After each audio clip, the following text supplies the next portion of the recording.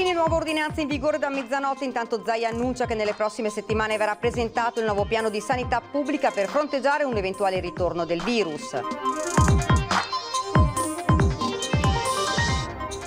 La morte della dodicenne Nicole Volpato a Monastere, stroncata in 5 giorni dalla leucemia. Comune e Protezione Civile si stanno organizzando per consentire a più persone possibili di partecipare mercoledì ai funerali. Incidente mortale nella notte a Trevignano. Renato Bertuola, 56 anni, è uscito di strada, andò a schiantarsi contro un muro operaio, era la cintura nera di strutture di karate. Futuro delle piccole e medie imprese artigiane all'insegna dell'incertezza, lo conferma un sondaggio di Confartigianato. Lavoro garantito per circa 3 mesi, stentano ad arrivare nuovi ordinativi. Venezia presa d'assalto dai visitatori veneti con code e treni affollati, come il convoglio fermato a Castelfranco dalla polizia perché non veniva rispettato il distanziamento. Il rinvio al 2021 della Donata Nazionale degli Alpini di Rimini San Martino, decisione sofferta ma doverosa, dice il presidente dell'ANA Favero, slitta al 2022 l'appuntamento di Udine. Compleanno speciale quello di Petronilla Baccin, di Resepio X, che ha compiuto 105 anni. Nel chiesa gli applausi e i fiori del sindaco, poi in diretta gli auguri del governatore Zaia. Buonasera, ben ritrovati, edizione trevigiana dei nostri notiziari. Dunque questi i titoli di oggi, ma in primo piano il bollettino regionale dei contagi che è arrivato pochi minuti fa. Rispetto a questa mattina c'è un solo caso in più, si tratta di un caso a Padova, quindi attualmente i casi positivi sono 1476, mentre le persone in isolamento domiciliare sono 1594 nella nostra regione. Per quanto riguarda invece i ricoveri, continua a diminuire il numero delle persone ricoverate in ospedale, sono 111, 6 invece si trovano ricoverate in terapia intensiva, 0 invece i decessi rispetto a questa mattina. E come avete sentito dai titoli, dalla mezzanotte di oggi entrerà in vigore la nuova ordinanza regionale con la novità sull'uso delle mascherine. Intanto il presidente Zaia ha annunciato che nelle prossime settimane verrà presentato il nuovo piano di sanità pubblica per fronteggiare un eventuale ritorno del virus. Ancora un paio di settimane e poi il Veneto avrà un nuovo piano di sanità pubblica per essere pronto in autunno se e quando dovesse esserci una recrudescenza del virus. Una programmazione che passa attraverso il rafforzamento del territorio e quanto fatto in questi mesi. Ci stiamo attrezzando bene, questo lo potete scrivere, anche perché noi non ci possiamo permettere di fare errori il prossimo giro. I 5 vecchi ospedali chiusi, che in pochi giorni sono stati riaperti e organizzati con 740 posti letto, non verranno dismessi. A quelli diamo un colpo di chiave e li teniamo lì, pronti per l'autunno. Non posso arrivare a ottobre con una reinfezione e aver smantellato queste strutture. Per quanto riguarda invece i Covid Hospital, smontiamo solo le terapie intensive, definiamole ingombranti, che sono quelle che abbiamo allestito nelle sale operatorie, ma lasciamo tutto il possibile e inimmaginabile sia sulle intensive che sulle semi-intensive, addirittura lasciando anche dei reparti che non erano utilizzati a livello ospedaliero già allestiti per il piano d'attacco. Anche le tende della Protezione Civile allestite all'esterno degli ospedali per il triage, laddove possibile, verranno smontate e messe a disposizione per eventuali altre future emergenze. Il Veneto dunque è pronto con un magazzino di 6 mesi. Il pronti via, il prossimo giro, sarà un pronti via con giro di telefonate. Abbiamo già 6 mesi di fabbisogno, 24 milioni e mezzo di mascherine già comprate, per cui noi abbiamo 6 mesi di fabbisogno. Attrezzati per affrontare una nuova fase di emergenza, con il Veneto che conta ad oggi 1918 vittime, una in più rispetto alla tragedia del Vajont. Il nostro Veneto ricorderà la prima guerra mondiale, la seconda guerra mondiale, ricorderà il Vajont e il coronavirus. Nel frattempo i veneti si preparano ad un ulteriore passo verso il ritorno alla normalità, perché da domani entrerà in vigore la nuova ordinanza che non prevede più l'obbligo delle mascherine all'aperto, salvo laddove non sia possibile rispettare le distanze di sicurezza. Andare a passeggiare senza mascherina non è una illegalità, ma si può andare a passeggiare, a camminare, a fare attività sportiva, motoria senza mascherina. Mascherina anche in auto nel caso si viaggi con persone che non fanno parte del proprio nucleo familiare. E la Regione adesso è al lavoro per la prossima ordinanza, ormai quasi ultimate le linee guida per le discoteche, pronte quelle per casinò e case da gioco e quelle per cinema e teatri. Non escludiamo di modificarle anche rispetto ad ulteriori novità che potremmo mettersi dentro in queste linee guida, quindi anche per avvantaggiare un po' di più un servizio che rischia di essere penalizzato. Il governatore è poi tornato a parlare degli spostamenti interregionali dal 3 giugno. Dobbiamo aspettare un DPCM che li regolamenti, spiega Zaia, che ha poi commentato la notizia di oggi della Grecia che da luglio riaprirà l'Italia, ma per i turisti in arrivo da 4 regioni, tra cui proprio il Veneto, sarà prevista la quarantena. Sappiano che non ci vedono più, punto, perché è inevitabile, no? Se ci chiudono in questa maniera la porta in faccia, a meno avessero chiesto informazioni, io dico, il Veneto è a disposizione della comunità greca in maniera costruttiva per mostrare le carte. Poi magari se vogliono andiamo a fargli noi, chiamo il professor Crisanti, un giro di tamponi a casa loro e facciamo una prova. Ed ora la morte della 12enne Nicole Volpato a Monastier, stroncata in una manciata di giorni dalla leucemia. Il paese si stringe alla famiglia, Comune e Protezione Civile si stanno organizzando per consentire a più persone possibili di partecipare mercoledì ai funerali. L'estrazione di un dente, poi una febbre che non passava fino alla diagnosi di leucemia, fulminante, tanto da portarsela via in 5 giorni.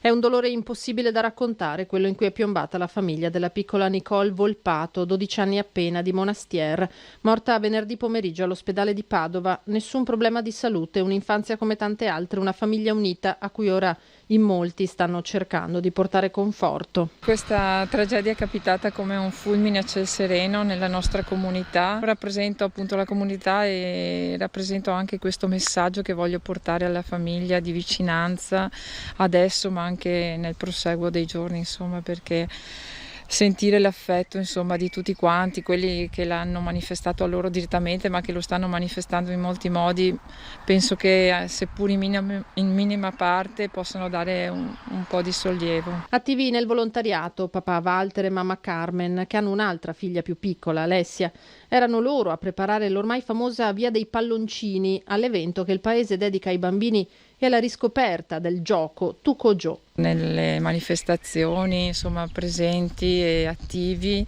ma soprattutto entusiasti, e questo è un bel ricordo che io ho anche di questa bambina. E proprio con dei palloncini la vogliono salutare i compagni di scuola di prima media che mercoledì pomeriggio alle 15 intendono partecipare con gli insegnanti ai funerali dell'amica qui nella chiesa di Monastier, dove martedì sera alle 20 sarà recitato il rosario. Spero sia dato a loro lo spazio nelle ristrettezze del momento, perché sappiamo appunto che ci sono ancora norme in vigore di distanziamento e quant'altro, ma io spero che loro possano trovare questo spazio di comunicazione affettiva nei confronti della famiglia e di Nicole, perché dopo questi mesi di chiusura della scuola devono affrontare anche questo distacco e non sarà facile per loro.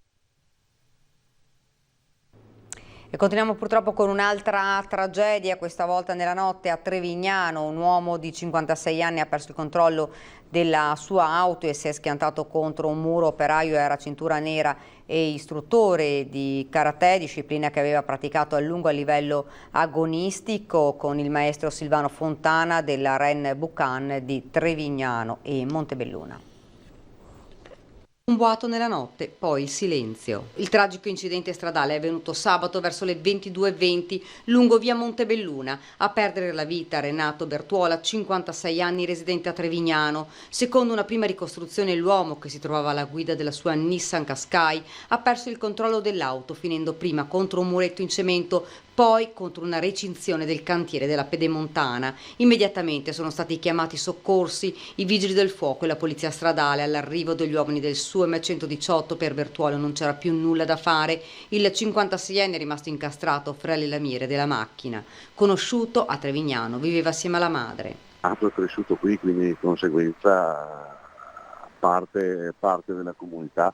Quindi, anche perché, ripeto, queste cose quando succedono così improvvisamente, così ti lasciano, non hai nessun modo per prepararti al distacco, quindi di conseguenza è qualcosa che lascia veramente una ferita aperta.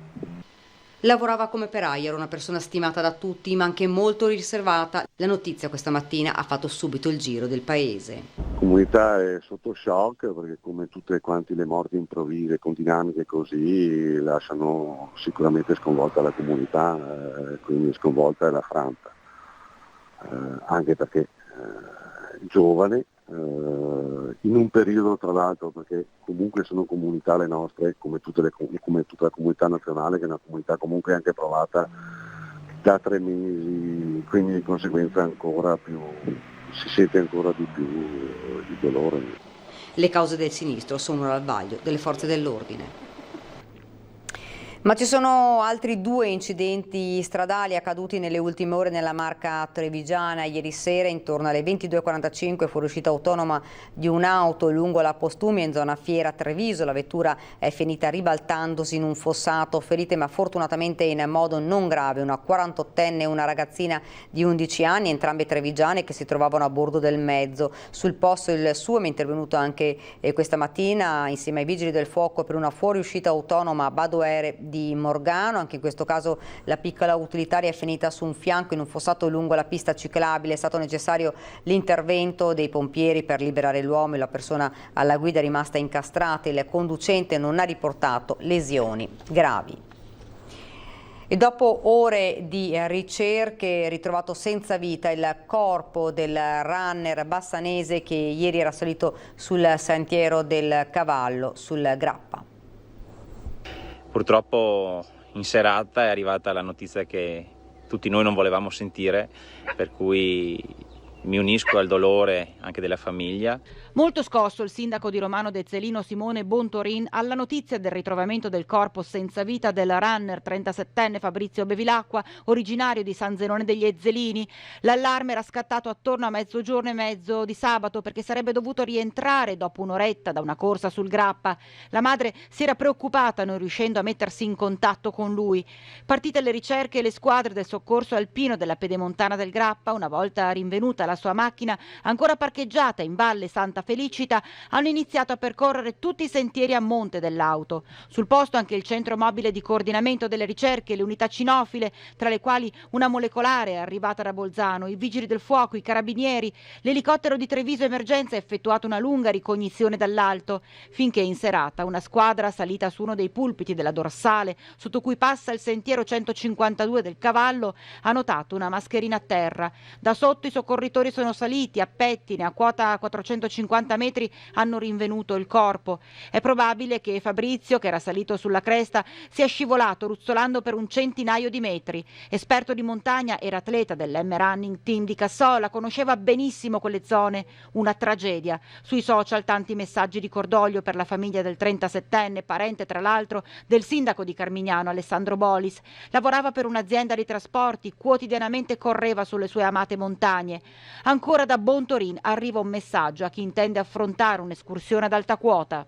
Per tutti gli appassionati della montagna, la montagna è madre ma anche matrigna, per cui prestiamo attenzione quando saliamo, cerchiamo di essere almeno in 2. E un ricordo a Fabrizio. E continuiamo con la cronaca, con una vicenda inquietante. Una donna, mamma di una bimba di appena 2 anni e mezzo, è stata presa di mira da un uomo che addirittura l'ha aspettata nei pressi dell'abitazione con in mano una tanica di acido. Mamma di una bimba di appena 2 anni e mezzo, 40 anni, vive assieme alla sua piccola in un paese del Trevigiano. Ad un tratto la sua quotidianità viene stravolta da alcuni episodi inquietanti. La donna viene presa di mira da un uomo che la segue e la minaccia. Lei, terrorizzata, si rivolge alle forze dell'ordine, poi al legale. La mia assistita ha vissuto questi atti di terrore tremendi. Si è trovata faccia a faccia con un individuo che al momento non è stato in grado di quantomeno di riconoscere con certezza e ha vissuto 2 situazioni che ha collegato l'una con l'altra. 2 fatti terribili, secondo quanto raccontato dalla vittima. Un giorno, mentre stava rincasando dopo alcune commissioni con la piccola in braccio, proprio nelle vicinanze della sua abitazione si accorge, e lo vedete in queste immagini, della presenza di un uomo, in mano una tanica con odore forte ed acre. Non possiamo dire con certezza che sostanza fosse, ma sicuramente l'odore era incisivo, era forte. anche gli effetti, perché poi la canica è stata riversata anche su delle piante che sono morte, quindi la mia assistita l'ha ricollegata alla possibilità di un acido. La quarantenne pensa alla piccola e fugge cercando riparo, ma questo non è il solo episodio. La mia assistita si è accorta di un malfunzionamento, insomma di un'anomalia nella guida della propria autovettura, e da un controllo è risultato mancare 2 bulloni, cosa un po' strana, insomma, che anche perché da poco sostituite le gomme è possibile che un tecnico abbia omesso o dimenticato di inserire 2 bulloni ad una gomma.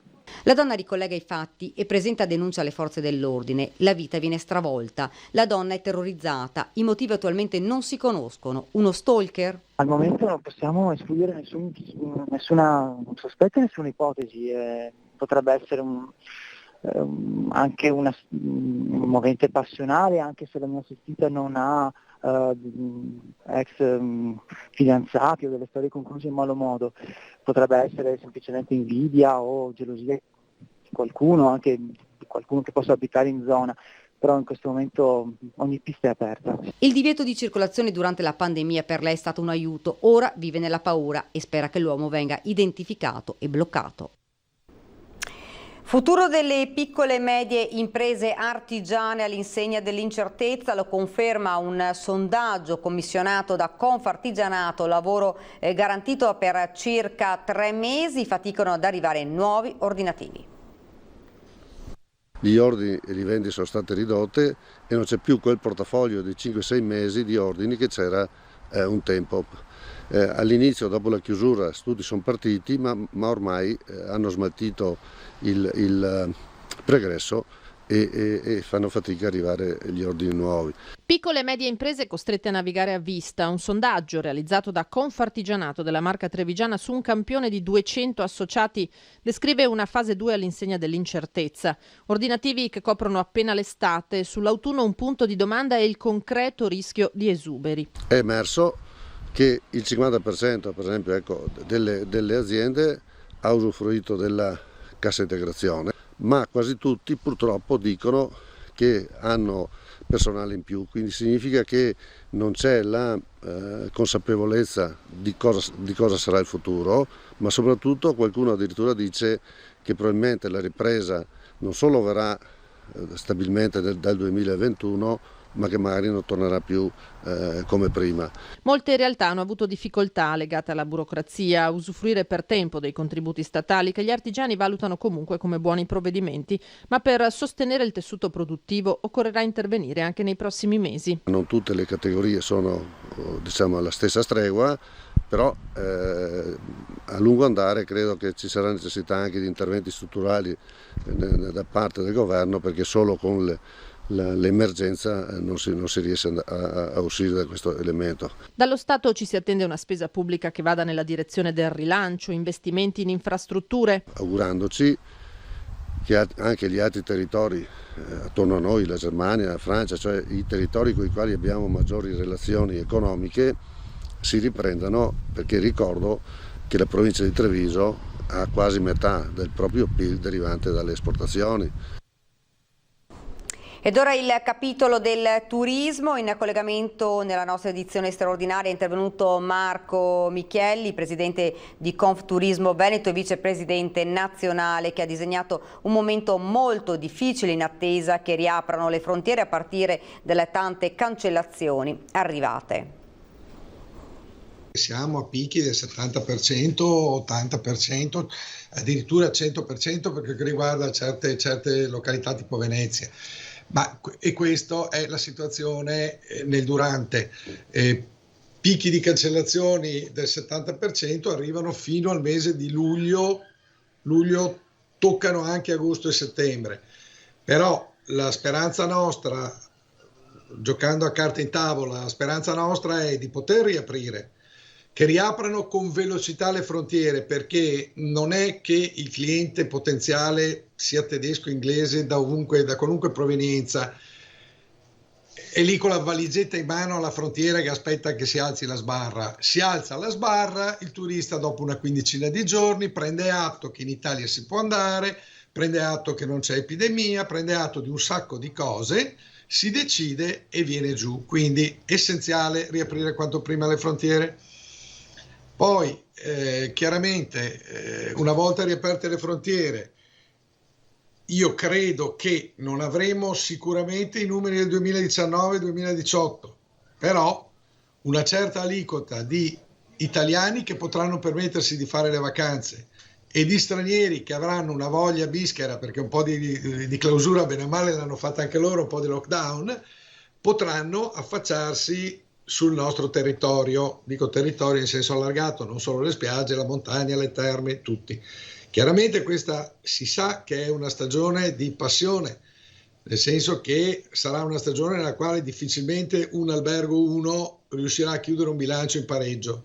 È una stagione nella quale andremo a perdere soldi tutti. Stiamo mettendo il ferro in acqua per la stagione invece del 2021, che auspichiamo essere una stagione di ripresa, non sicuramente sui numeri 2019, neanche quella, perché per ritrovare i numeri 2019 le nostre stime bisogna arrivare al 2023. Prenotazioni, capiamoci, non ce ne sono, quindi in questo momento è una fase nella quale da una settimana circa si sono riaperte le telefonate, arrivano molte telefonate, richieste, poche chiusure di contratti, tante richieste di informazioni. Lei prima mi diceva imprese alberghiere che non ce la faranno, imprese del turismo che non ce la faranno. Ci sono già i morti nel nostro settore, ci sono già alberghi che hanno chiuso,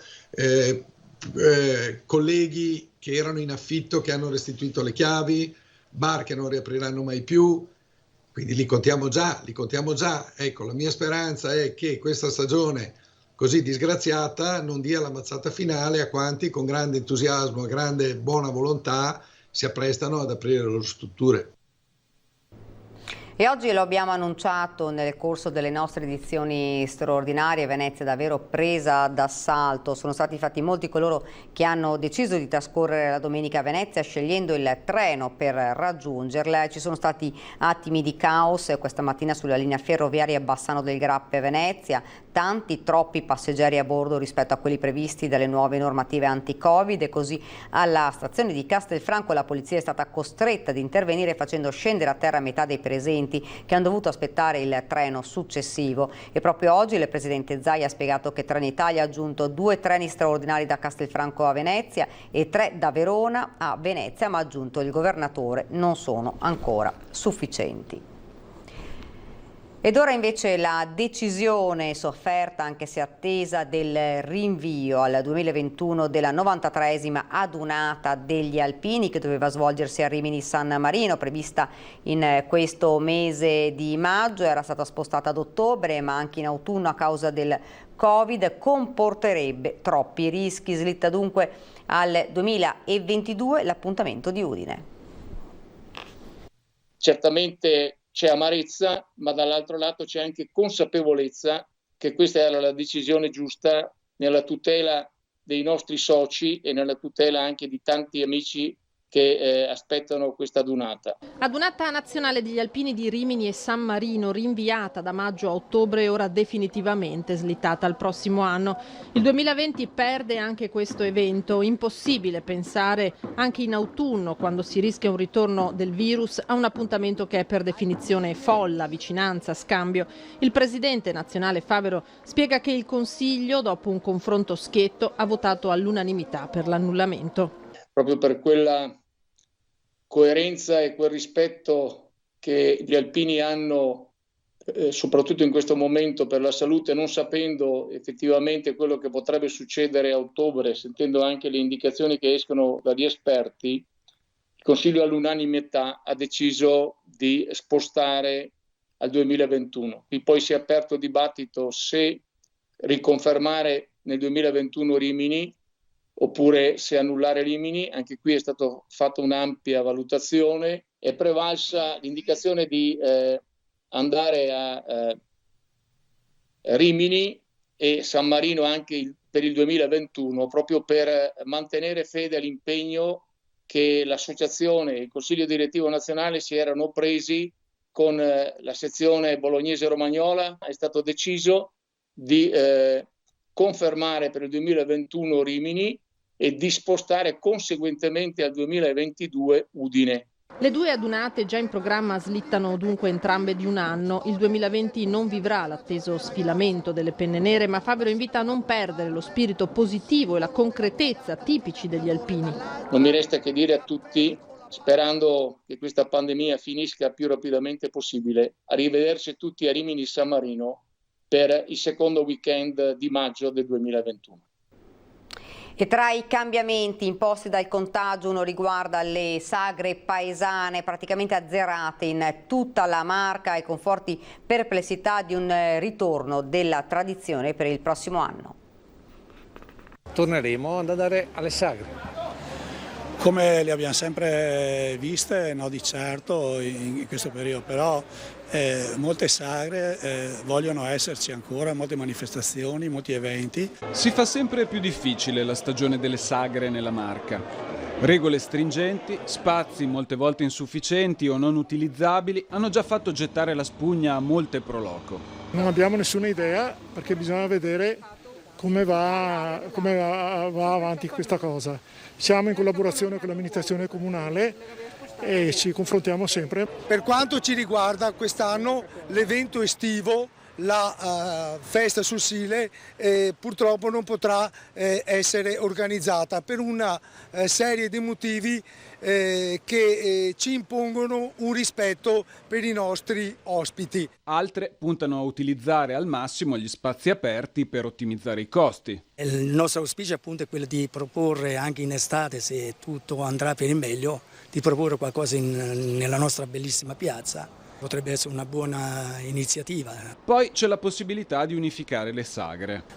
Unione fa la forza. Dovremmo rispettare delle regole che ancora non sono chiare e quindi non sappiamo in che modo, però io sto parlando con molte pro loco e tutti dicono faremo questo, faremo l'altro, qualcosa faremo di certo. Al momento però l'estate rischia di rimanere senza eventi. C'è un impegno forte da parte dell'UNPLI provinciale e dei consorzi, che sono 10 nella provincia di Treviso, di poter a partire dal mese di settembre in poi, sempre se questa epidemia ce lo permetterà, di riallacciare laddove in qualche maniera magari non si è sviluppato fortemente il rapporto con le attività locali, collaborando con loro con delle serate a tema.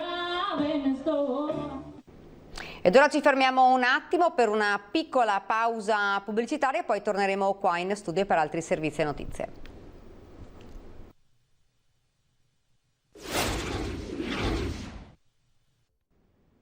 Siamo tornati nuovamente in studio con l'edizione trevigiana dei nostri notiziari, un cesto di prodotti donato dagli operatori sanitari dell'ospedale Caffoncello di Treviso per ringraziarli dello sforzo compiuto nell'affrontare l'emergenza Covid che la Marca ed il Veneto si stanno finalmente lasciando alle spalle. A consegnarlo al direttore generale dell'ULSS 2 Francesco Benazzi, al direttore del Caffoncello Stefano Formentini, il presidente della Latteria Soligo Lorenzo Brugnera e il presidente del consorzio di tutela della Casatella Bruno Bernardi. L'impegno degli operatori sanitari, hanno sottolineato, dà anche a noi agricoltori il coraggio per continuare nel nostro lavoro e per far ripartire questo territorio. E adesso un compleanno speciale, quello di Petronilla Baccin di Riese Pio X, che ha compiuto 105 anni. La signora Baccin Petronilla, detta Nia, 105 anni, quindi le facciamo gli auguri, ha fatto gli anni ieri, ci ha scritto e dice che tutti i giorni ci segue. Anche il governatore Zaia ha voluto fare gli auguri per i suoi 105 anni a Petronilla Baccin, conosciuta da tutti con il diminutivo di Nia. Un compleanno che arriva in un momento particolare, ma familiari, amici, l'amministrazione comunale di Riese e tutta la comunità parrocchiale di Spineda hanno comunque voluto festeggiarla durante la messa officiata da Monsignor Giorgio Piva, che le ha donato l'icona della Madonna.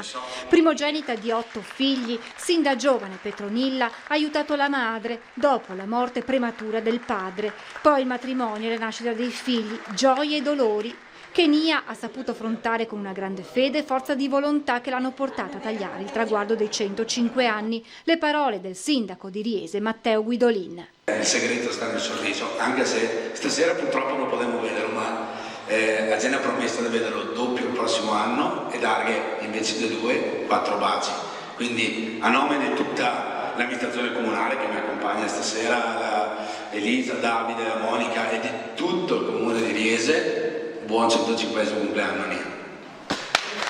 Fino a 2 anni fa la si poteva vedere ogni mattina in sella alla sua bici e andare in chiesa per assistere alla messa. Ora, di fronte all'affetto di tutta la comunità di Spineda, Nia, emozionata, ringrazia così tutti. Un bacio di cuore a tutti quanti.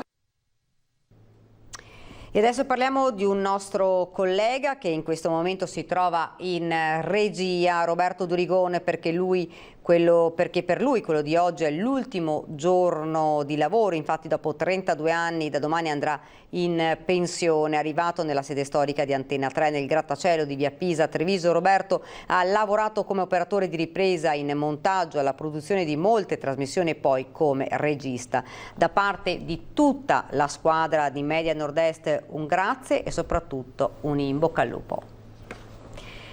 Ed ora siamo alla nostra rubrica Bimbi in TV. Questa sera le prese con la coltivazione dell'orto e delle fragole Anna e Giacomo di Cornuda, Eva di Monastier, Lia di Mira.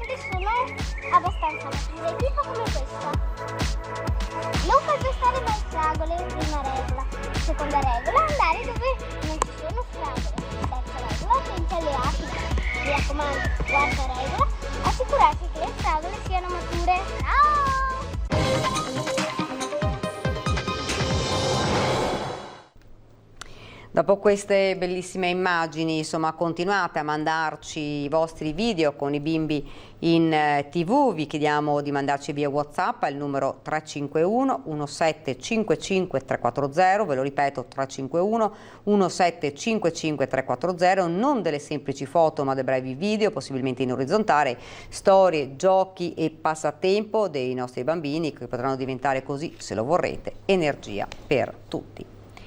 Siamo arrivati al termine di questa edizione trevigiana dei nostri notiziari. Io vi lascio alle previsioni del tempo, vi do appuntamento subito dopo la pubblicità per l'edizione straordinaria. Grazie davvero per averci seguito e buona serata.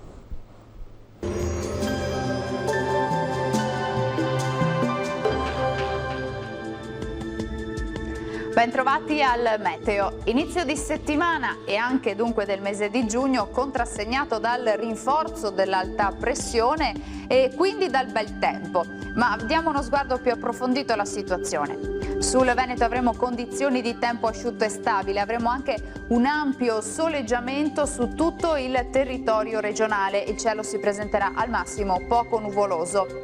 Temperature in aumento, minime tra 10 e 14 gradi. Per quanto riguarda invece le massime, la colonnina di mercurio arriverà a toccare i 27 gradi. Ci spostiamo ora sul Friuli Venezia Giulia, anche qui sarà una splendida giornata soleggiata, al massimo con poche nubi a carattere sparso e non sono attese piogge degne di nota. Temperature minime fino a 14 gradi, massime tra i 25 e i 26 gradi.